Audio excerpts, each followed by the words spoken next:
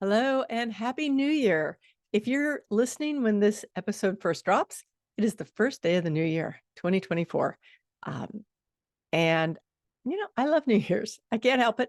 I'm not a big New Year's Eve person, but I am definitely a big New Year's person, just I don't know. I mean, I may always say that we need to be prepared for it, but I also feel like there's new energy that comes with the new year. So thank you for being here. Plus, if well, since you're listening, something that's interesting is this is a recording I actually made for my Fit is Freedom group.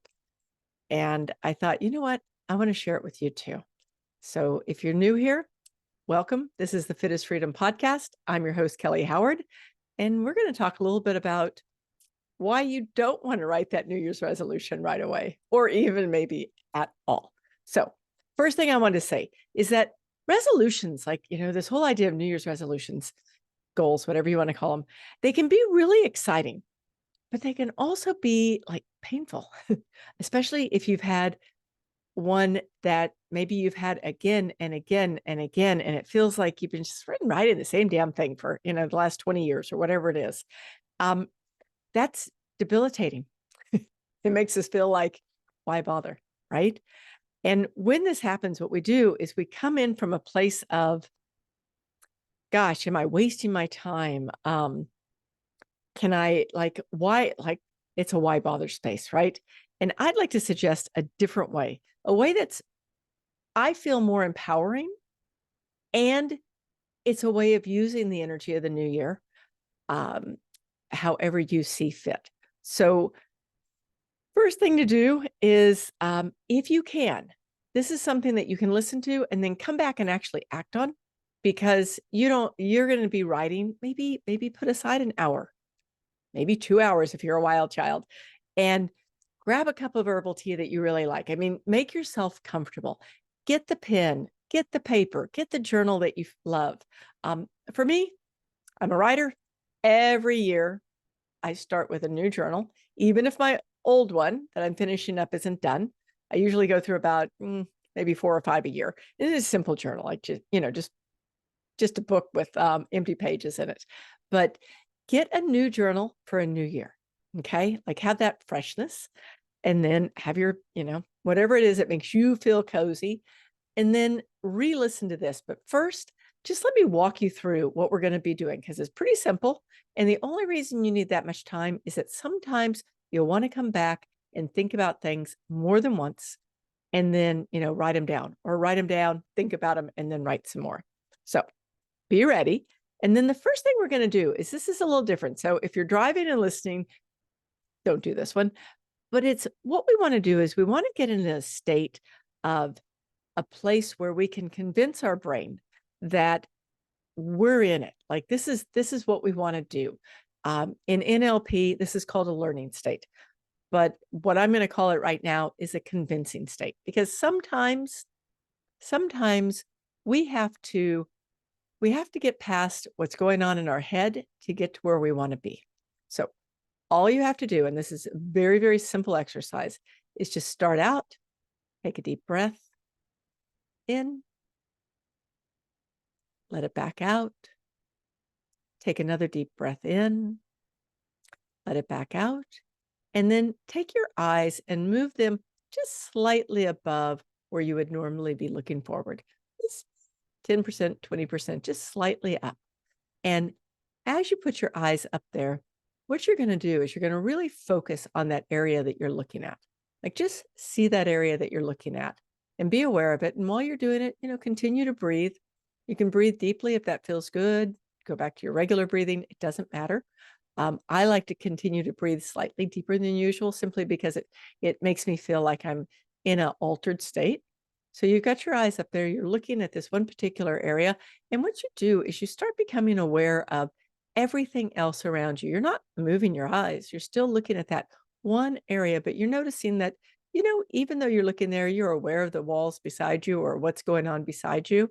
You're aware of a ceiling if you're in a ceiling or in a room with a ceiling, or maybe you're aware of the sky. You're just aware of what's going on, and you're noticing that your peripheral has space around you, even though you're not looking at it. you're still aware that there's more. And you can almost become completely aware of what's around you, and not just what's around you, but what's behind you, even though you don't have to look back there. You're just looking up, taking another deep breath, and you just continue focusing with your eyes. Now you realize that you are feeling what's behind you, what's around you. You're aware of your space. You're aware of where you are in space.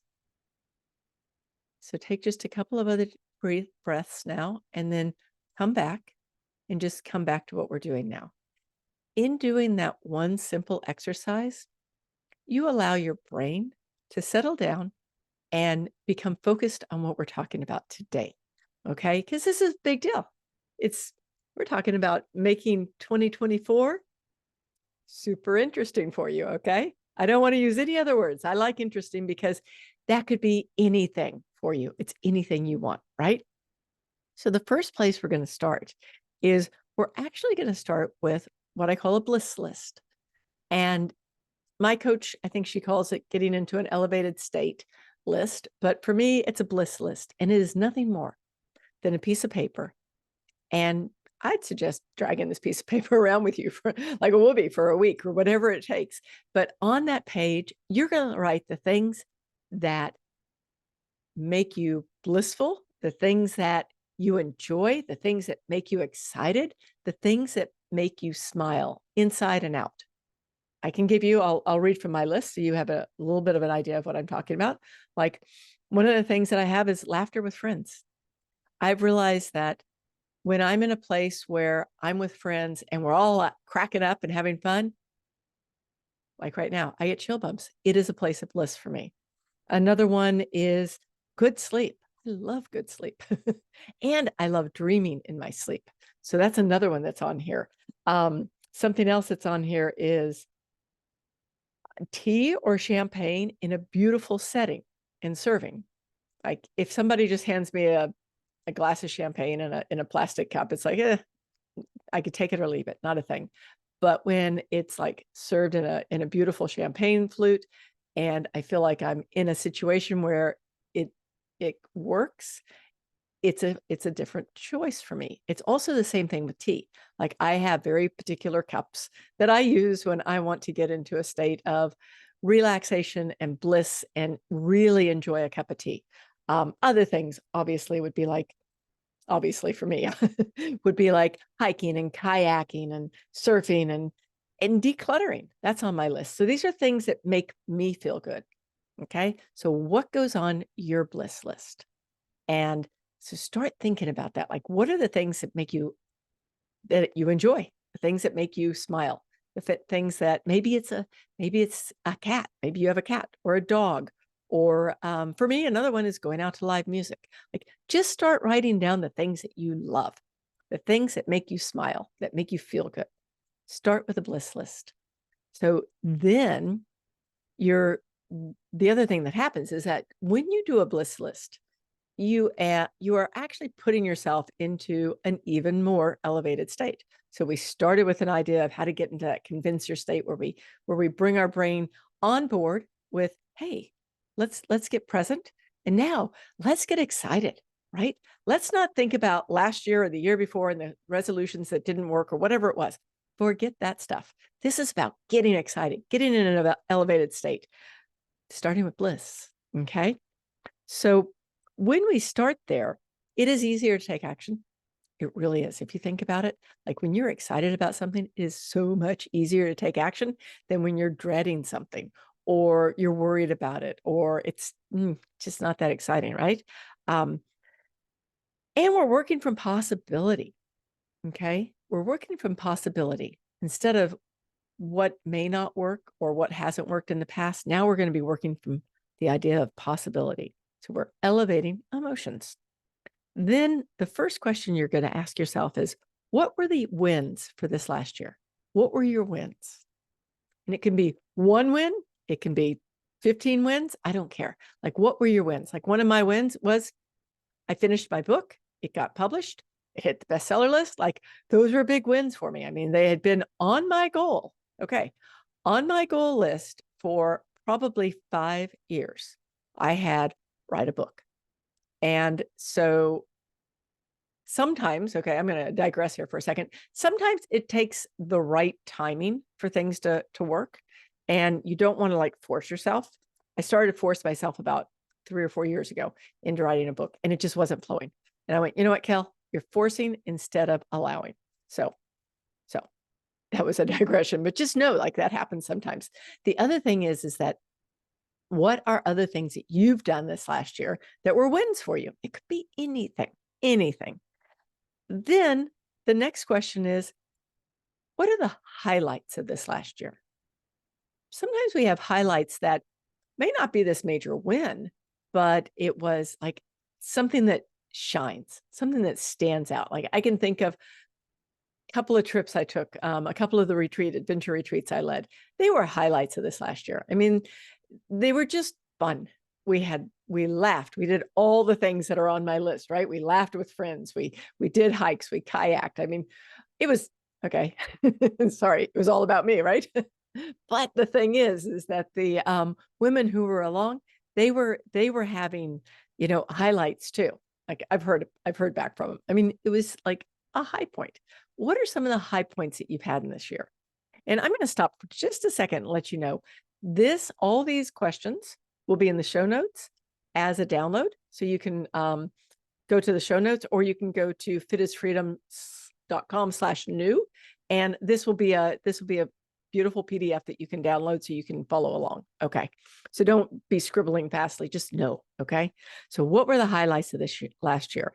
And then some other ideas were, what were you most proud of? What were you most proud of? Where did you shine? Like what mattered, right? Where did you shine this last year?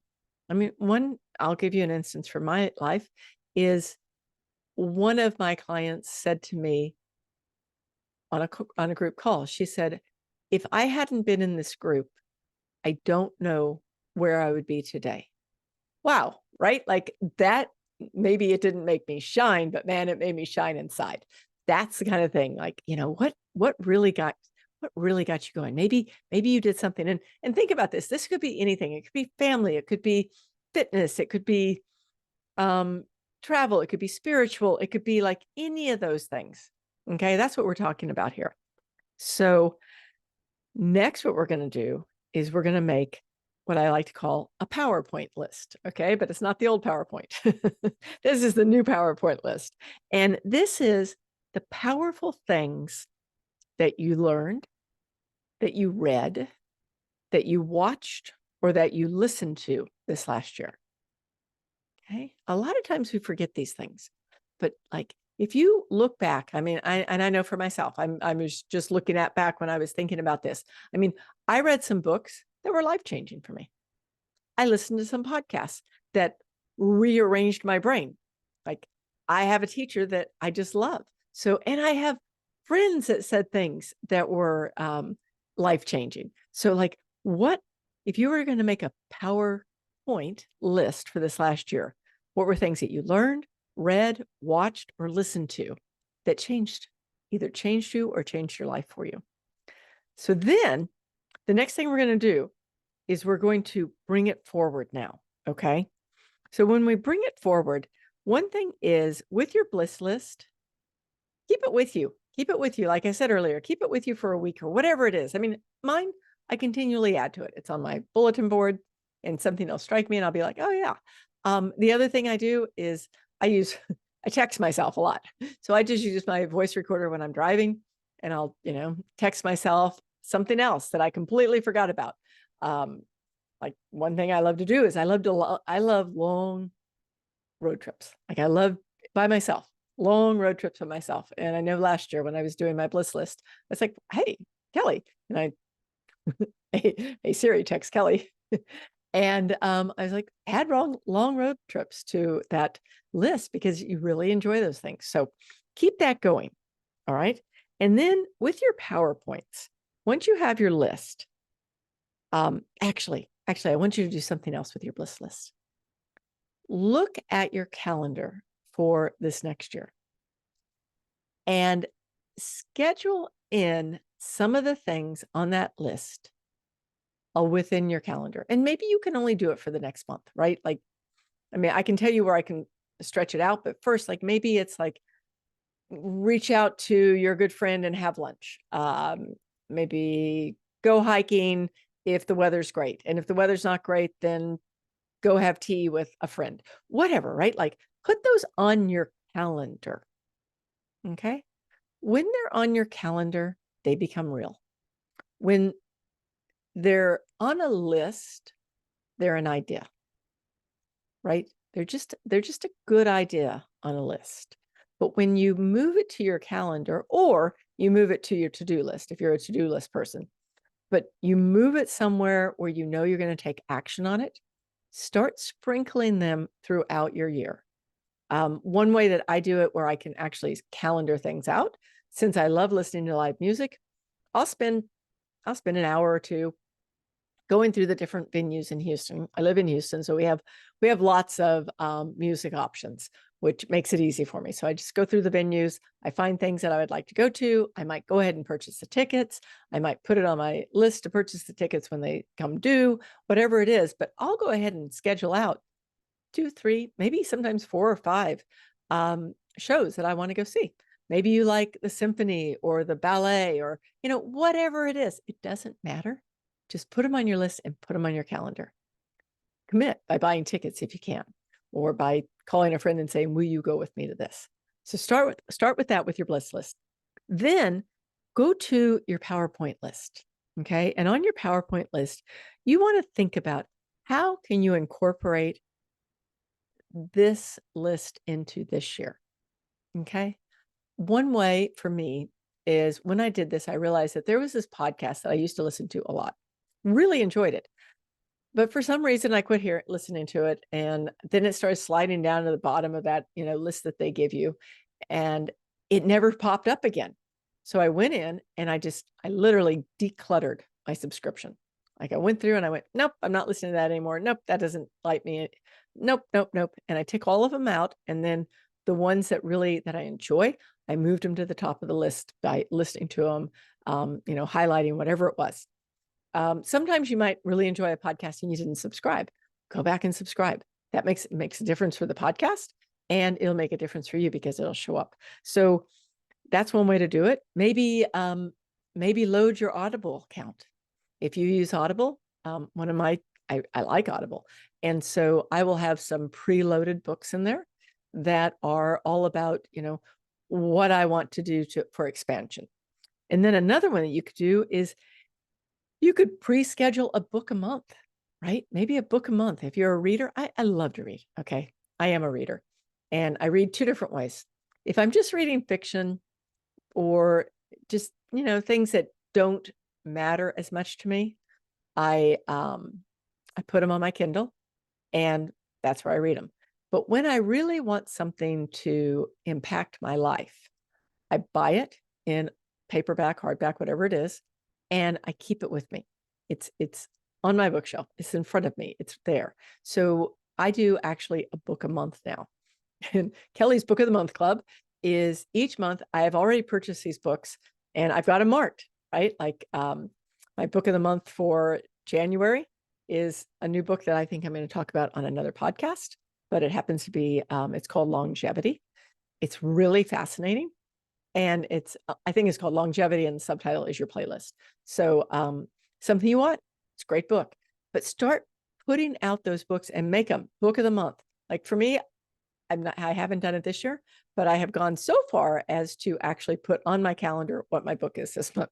It does a couple of things. One of them, other than make me sound like a total geek, is it makes me realize that, hey, I have a new month coming up. I need to finish what I'm reading. And the other one is it comes out and it's my new book. So think of some things, because what you're doing now is you're taking things that, and you can do the same thing with if you're more of a visual, like I like to watch movies or whatever it is, you can do the same thing with visual. I actually, and this is like totally weird and geeky, and I'm just going to like go down a rabbit hole here for a second. But if you ever use something like ChatGPT, I recently went, you know what? I want this list of movies that is empowering and interesting and, doesn't have all the things that I don't like. So I literally went in there, I gave it some examples of movies I liked, the way I wanted to feel, et cetera, et cetera. And I ended up with this whole list of like 20 movies that I can watch this next year if I choose to watch a movie instead. So it's just being pre-armed. Okay, that's what this is, being ready. Then this next step is something that we really need to do. And it is, what didn't work last year? Okay, what didn't work for you last year? We all have things that don't work. All of us do. It's life. Okay. And it could be as simple as, I don't know, maybe you had multiple injuries, or maybe you ended up spending a whole lot more time than you had planned working or taking care of something or whatever, right? What didn't work for you? All right. And then your subtitle to that is, how can you make a change? How can you change this? What can you do differently that will help you not have this happen again? Okay. Probably heard this one before. I think this was last year. So last year, the saga of the dogs, anyone who follows me knows that I ended up with these two big dogs that I really hadn't planned on having. So beginning of last year, I was looking at like what didn't work. And one of the things that was like glaring was walking these dogs. Like this one dog thinks she's on the North Pole and she's going to pull me and the sled and everything else down the road. And the other one is sauntering along, cutting back and forth in front of me. Didn't work for me. I'm used to actually good dogs. Sorry to Romeo and Juliet. But so that was a glaring example for me of something that wasn't working. So all I had to do was go, okay, how can I make this more viable for me? What do I need to do? School. They went to school. I went to school because I wasn't used to dogs that didn't listen. So, it's just like look in those things. And it could be as simple as that, right? But something that simple was also something that was really, really annoying me. Like it was the kind of thing that I would wake up, quite honestly, I'd wake up slightly annoyed because I knew I had to go take those dogs for a walk in a little while. So find the things that aren't working, didn't work, and how can you change them? Okay. That's another list. And then what's one change that you want to focus on in this next year? What's one personal change that you want to focus on in this next year? And then where you can make this more powerful is ask yourself every day, how can I do that today? How can I either not do that thing? Like if it's something that you want to quit doing, or if it's something that you want to do, how can I do that today? You want to bring it into the now, because when we put it on a piece of paper and it's on a list, especially when it's in a journal on a list, it can become lost. It can be that thing that, oh yeah, darn, I meant to do that. Instead, find that thing that is, I like to think of it as a tipping point. It's a pivot point. It's that domino that when you push it over, everything else that falls it's a cascading effect of good. Okay. So find that thing. What is that pivot point for you? What's that one action that you can take that's going to make a difference? And then if you want to like get back into that elevated state, what's a word? What's a word that you would like to use to describe this new year? Like if you were looking back on this new year from 2025 and you're looking back and there was one word that you wanted to say, wow, yeah, that was the word I wanted for this year, what would it be? What would that word be? And maybe it's a sentence, but what would that word be for you? And you can even take it a tiny step further if you want, and you can say, what is that feeling that I want to have this year? What's that feeling that I want to be, that I want to invoke? So, all right. So that's all the kind of thinking process. Okay. And you just grab that download. It's just simply fitasfreedom.com/new. And you can go through all this. But now we're going to make it real. Okay. Now we're going to actually put it to work, because all of this thinking is awesome. It makes a difference. It gets our brain and our body on board. But if we don't take action, it's for naught. Okay. So the next thing you're going to do is schedule this next week. If you're someone who's just like all about scheduling, then schedule the next 2 weeks. You've heard me talk about scheduling before, haven't you? So when you're scheduling, what you're doing is you're looking at like, where can I put some of my pieces of my bliss list into this week? Where can I add my workout schedule to this week? Right? My movement, like those 3 pieces that I love to talk about, your mobility, your cardio, and your resistance. Where can you add these in this next week? And then where are you going to make connections? Okay. And connections can be not just scheduling time with your friends. Maybe one of the pieces that make you feel good on that list is volunteering. Maybe it's helping animals, cats at the shelter. Maybe it's visiting with your grandkids or your kids more. Like, where can you make more connections? And connections don't have to be like tons of connections. Maybe you only make 1 connection a week. Maybe you make 2. But start looking at where you and me, myself included, can make connections in the upcoming week or weeks and months, because it's those connections that in the end make a really, really big change in our life.